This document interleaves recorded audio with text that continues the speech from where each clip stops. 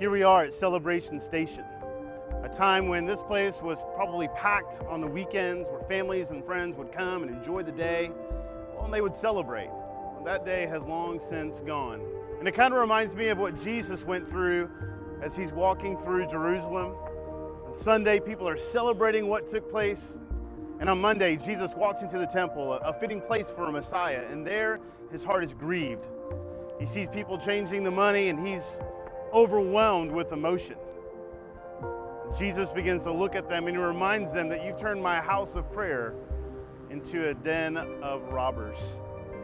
And right then and there, the people begin to question Jesus' authority and see the celebration begins to diminish.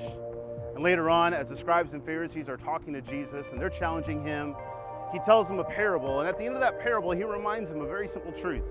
He says that the stone that the builders rejected will become the capstone. And he reminds the scribes and Pharisees, this very one that you are rejecting now will be the one that you will need.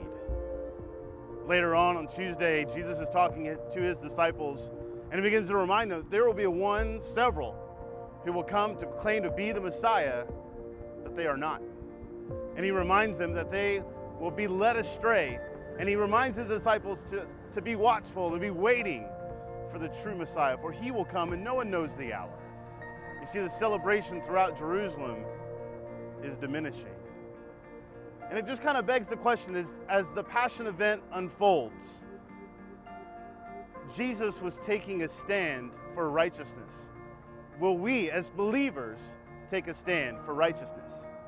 You see, Jesus took a stand at the temple, and Jesus took a stand in front of religious leaders, and he took a stand in front of the crowd.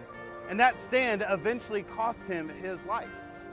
So you, student, you, Christian, are you willing to take a stand in front of your friends, in front of your teammates? You see, Jesus stood for righteousness in the temple, and he stood for righteousness in front of those religious leaders, and he stood up in front of the crowds, and he stood for righteousness. As the Passion Week unfolds for your life, I want to challenge you to stand up for righteousness. There's going to come a time at your school, in your locker room, on the field, where you're going to have to stand up for what is right. See, Jesus, as he stood for righteousness, he realized it was going to cost him something, and it cost him his life. So my question for you, my challenge for you today, when the celebration around you begins to diminish, are you going to be willing to stand up even though it costs you something?